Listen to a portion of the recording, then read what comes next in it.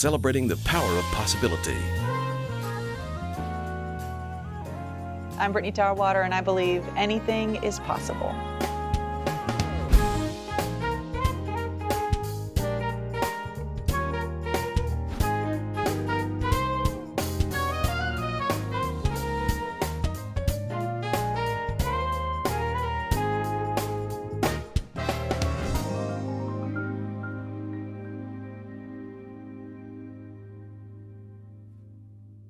Welcome to Anything is Possible. I'm Halloran Hilton Hill, and these are great stories about great people whose lives prove that anything is possible. And this is Brittany Tarwater. Thank you for being here today. Thank you for having me, my friend. I feel like your family. Same. Right? It's like, I know your family, you know me, and I just am so happy that you're here today. Well, we love you like family, because you are. When you tell your story, and we'll get to these Emmys that are here, but when you tell your story, where do you start the telling of your story? Oh, gosh. To be honest, I see pieces of my life as past chapters, and I'm a kind of a linear person, and the turning point happens when I came to Knoxville. So I kind of think of like pre-Knoxville and post-Knoxville. And there's a separation there. Maybe it's the physical distance or just some changes in my life. But I think about my family life and how I grew up. And then I suppose there's a point of independence coming off to college and being out on your own. And except for a small stint in Kentucky, I've been here ever since. All right, so I guess we'll start at Knoxville Okay. and we'll work both sides of Knoxville. Okay. Let's start at Knoxville and now let's go pre-Knoxville. Okay. I grew up in Tampa, Florida, like really just outside of Tampa in a town called Palm Harbor. So it's kind of close to the beach. You have siblings? I do. I'm the oldest of three, and we are very close in age. So there are 14 months between my sister and me. So I'm the oldest, and then my sister, and then about a year and a half after that is my brother. So there's the three of us, and my sister and I were always, as long as I can remember, competitive swimmers. Wow. And so we are close in age, and we are close in our relationship, and we also just played the same sport. So we were together all the time. So you're swimming, Oh, yeah. you're swimming, you're doing life, you're underwater. Oh, yeah. You had a goal to do what? Swim in college.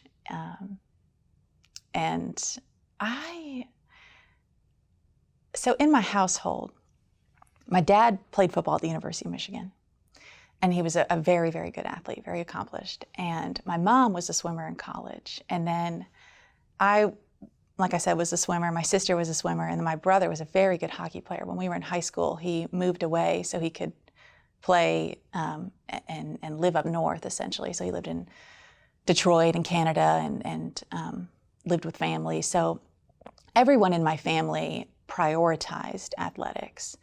And I was the least athletic out of everybody. So I wanted to swim in college, and I did desire to go somewhere that was not close to home. But I wasn't a great swimmer. I was a good swimmer, but my sister was an exceptional swimmer. So so I wanted to swim. She wanted to go to the Olympics, and I wanted to go to college and swim in college. So when I was being recruited, which was 2004, the fall of 2004, there were several hurricanes that came through, and a lot of my recruiting trips were canceled. So I had I was on some lists, for being recruited, but I was by no means a top recruit. And so I had some trips and made some calls to some coaches, and all that got washed away. It was just canceled.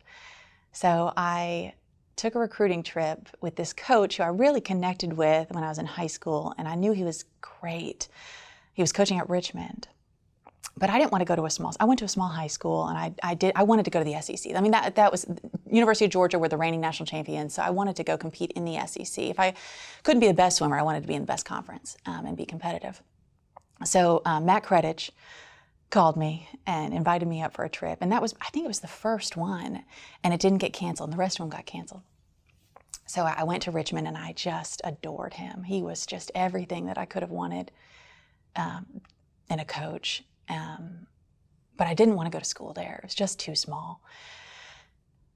So I said, I'm sorry, I'm going to keep looking. And then my mom and I got in the car, and we drove north, and we said, we're going to go to as many schools as we can in a weekend or so. And nobody knew we were coming. We just pop on campus, and we went to Georgia, we went to Florida, we went to Kentucky, Louisville, and just kind of bounced around within the region. And we came through Tennessee, and we didn't even get out of the car. And I said, I'm going to school here. I saw the stadium. We drove by the river. We just walked on the pool deck. Of course, it was the Student Aquatic Center at that time that Alan Jones hadn't been built. So I called the coach, and I said, do you have room for somebody? Can I? And he was like, who are you? But I committed. I hadn't even met the team, and I committed. And then a few months later, Matt Kretich called and said, you know what? If you're not coming to me, I'm coming to you. And he was named the new head coach of the Lady Vols. Wow. Possibility powered by Covenant Health, Home Federal, and the Knoxville News Sentinel. Now you can listen while you're on the go with Anything is Possible, the podcast.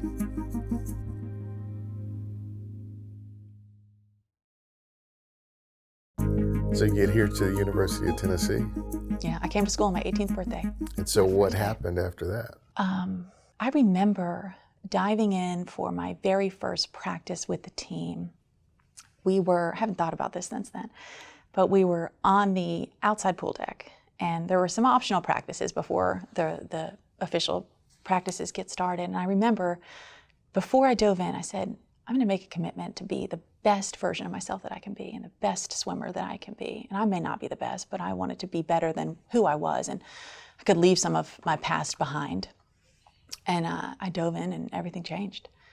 Now you said you could leave some of your past behind. What were you trying to leave behind? I had a complicated time between maybe being in middle school and being in high school. And a lot of that I brought on myself, but I was immature. I thought I was invincible. I had a complicated relationship with my mom. She had struggles that I was just too immature to realize, and I didn't offer her grace. And we struggled. We argued, and we just struggled. I didn't see that she gave everything up to put my sister and put me in the best school that she could actually not afford, but the best school that we could go to. And she was committed to getting us to swim practice, and she was committed to putting us in college, but we didn't have a lot of resources when I was growing up. And my parents got divorced before I was going into high school. So they lived on about an hour away from each other. So that just added a layer of complexity. Yeah, it's just you're underwater. Yeah. Yeah, Just want to breathe. Yeah, I was. My mom was not a believer. At the time, she was actually an atheist. And that is the posture we grew up in. That's how we grew up. So you get to the University of Tennessee, and you've decided, I'm going to swim my way out of this. If I got to swim upstream, I'm going another way. And so what happens as you dedicate yourself to being the best version of yourself? I didn't realize it, but at the time, in that point in my life, swimming was a lifeline. I could be whoever I wanted to be. I didn't know anybody. Nobody knew me. So I thought I could create whatever I want. And you did. Tell me what you accomplished. I mean, I come back to Matt Kretich because he's just so steady, and I mean, he is an incredible coach, but he is an even better man.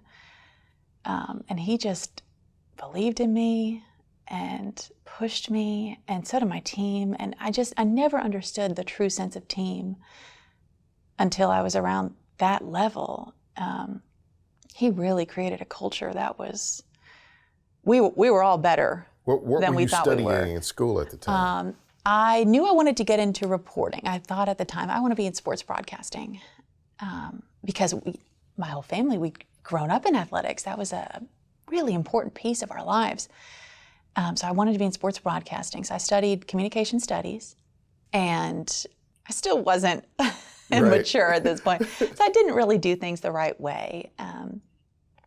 But I studied communication studies with the intention of being in sports broadcasting. I wanted to work on College Game Day. So, 1, 2, 3. Yeah. 1, 2, 3. That's 3 Emmys. That's all the same story, so that's a little deceiving because they all came from one. 3 is 3, right? 3 is 3. You find your way out of college. You said sports reporting. You wanted to be on College Game Day. It's not over yet. It's not over. Well, yeah, if they're looking for like a middle-aged mom, I gotcha. It's not over yet. But you find your way into the world of broadcasting, and you marry a swimmer. I did. I know. So that's kind of funny with an Olympian, no less. He is exceptional. He truly, I mean, he is, you know him. He is that whole family just exceptional. They're just.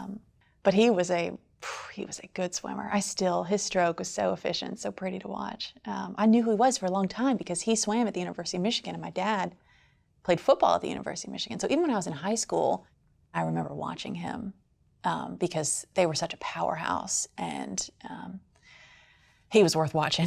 So I remember watching him swim way before and I rooted for him because he was a Michigan man. So just way before I ever knew him, I knew him long before he knew me.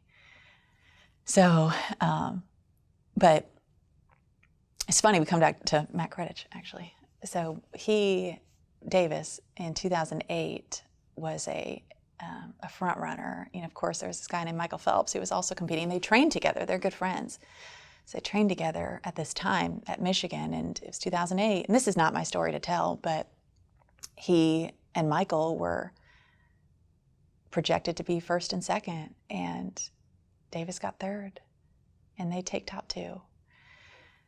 So he came back home, which is Knoxville, and that was my senior year. And I remember having a meeting before morning practice on deck with Matt, and Davis walked out of the visiting team locker room. And Matt Slow said, motion. It really did. I remember that so vividly. And he said, Davis Tarwater is going to train with us, which was unique because the programs were separate at the time. So it was the women's team, and here's this big name and a man coming to swim with us. But he brought so much life and so much joy and laughter and perspective to the team. That year, we all admired him, and that was a really special season, in part because of what he could bring to the team. And the story is that after NCAA's, which ends my college eligibility, he asked Matt Kredich for permission to ask me out. So Are you blushing right now? a little bit. It's still the greatest story. It's still my favorite. I love everything about what just happened just then. I am blushing.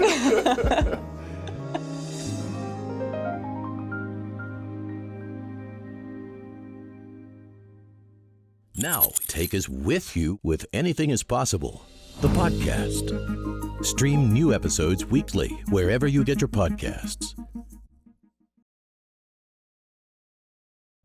So you guys get together, you start a family, you start a career in television. Yeah. It was complicated before we got there, but you're right. So I finished school, and he came to nationals with us because he was part of the team. He was the volunteer assistant coach, and he was training. Halloran was training because he had, of course, been devastated by missing the Olympic team. But he had obligations with his sponsors to continue to swim. So he swam in part to fulfill those obligations that he had to his contract. But then he was also on staff with us. And he came to nationals, and I remember watching him get a phone call, and his face changed when he got this phone call, and he said, I've just been admitted to the University of Oxford for graduate school. And at that time, we were not dating, but I knew I was going to marry him. So I thought, well, are you going to go? Because that disrupts my plan. And he said back to me, when you get into Oxford, you go to Oxford. So he swam for the remainder of the summer, but then in August, he moved to England. And he did his master's degree there. And we had started dating. We started dating that summer, or spring. So he moved across the pond, and I stayed, and I had my first job, and I was a sideline reporter in my first job. So I was, we traveled across the country for that job, and so I was doing that, working on that part of my career. He was overseas getting his master's degree, and we're not even on the same time zone, just ships in the night. And he came home after a year. His program was 1 year long. He came home and he said, I am not done with this sport. I have a new perspective on this sport, and I want to keep swimming. All right, he said, it's not going to be here. So he moved to Charlotte, North Carolina, and kept swimming as a professional. And I went to grad school. And I think it's an interesting part of the beginning of our relationship, and I'm so glad that it happened, the timing happened when it did, because we were able to fulfill our dreams individually, but together. Right. Yes, and that was really important to us, because we both had pretty big goals, and that culminated in 2012 when he made the Olympic team. And it was also that same summer that I got my first job and was moving to Hazard, Kentucky. But it was, then I moved to Kentucky for the next year and a half, and so he was in Knoxville. You develop your TV career. Next thing I know, you're reporting, and then you're on the anchor desk, and then you do what to do this? Oh, that had nothing to do with me. I read about this story, which was just a really unique part of Tennessee history that happened in the late 70s. I read a book about it by Keel Hunt, who lives in Nashville. I thought, I have lived here for 15 years. How do I not know what this story is? And so I started asking some questions, and it turns out a lot of the people around me didn't know either. So that's when your spidey sense kind of goes off and you think, well, maybe I'm onto a story here. So that is just because people said yes. It was such a well-told story, obviously. And I was really proud of somebody from our area, and I know you're in love with storytelling. I think, though, you're such a great person. You are too kind. And watching you get there has been great, because you had a full circle moment. Mm. You married this great guy, you got kids, but your mother, that's a big piece of the journey. Do you mind talking about that? Yeah. Because before Knoxville, after Knoxville, gold medals, Emmys, it looks like the perfect life if you're looking from the outside, but you have had some real moments where you had to lean into your faith in God. Talk about what happened between you and your mom, if that's okay. Oh, of course. Yeah, I did a really good job erasing from my memory everything that hurt. And a lot of that was the relationship with my mom.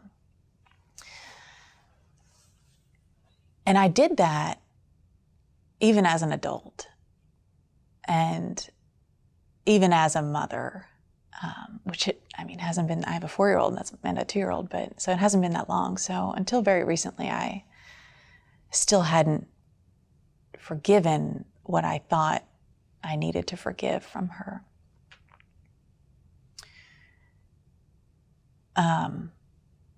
So I had to wasted a lot of time being angry with her. And right before Christmas last year, she got sick. She got really sick. And I flew in and I went to the hospital when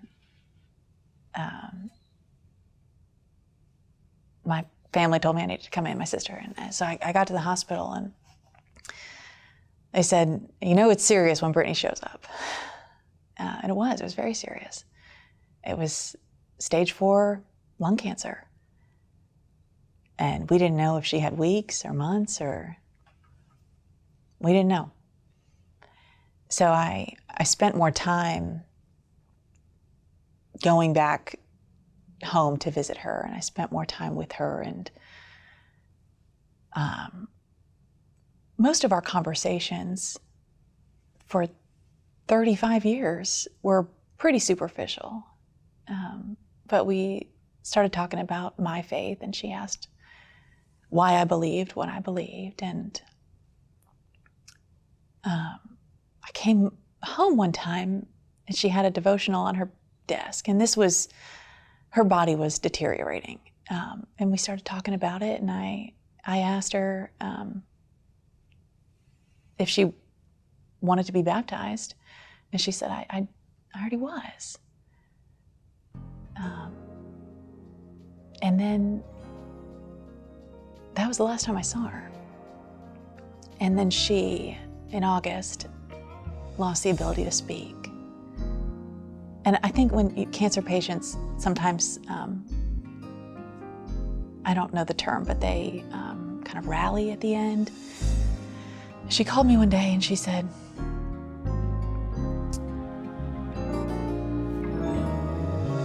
let's pause right there. Let's pause right there.